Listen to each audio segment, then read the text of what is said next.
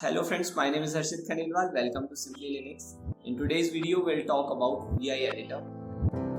Hey guys, if you like my videos, then please consider liking and subscribing. So let's get started.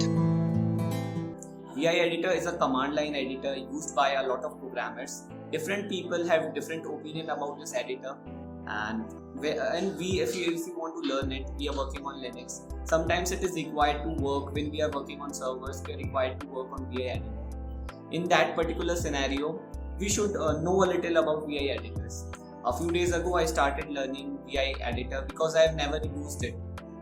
We never use VI editors on a frequent basis if you're using graphical user interface. But if you're using command line, then in that case you have to use it.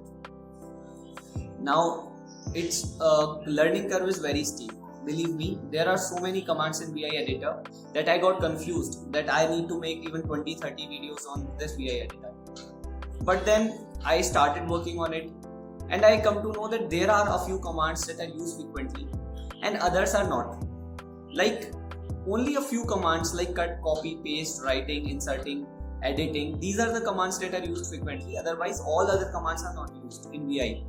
I have compiled a list of those commands, and those commands are enough to work on, enough for you to work on VI editor.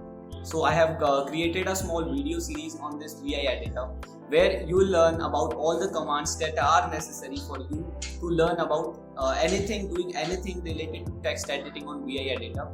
So this series is going to be really helpful for you. It's very simple. The videos are going to be very short, and believe me, you will learn about VI editors. If you start watching, you will learn in 25 to 30 minutes. You will be able to master VI editor. So without further ado, let's get started with our series on VI editors. Thank you very much for watching. See you in the next one.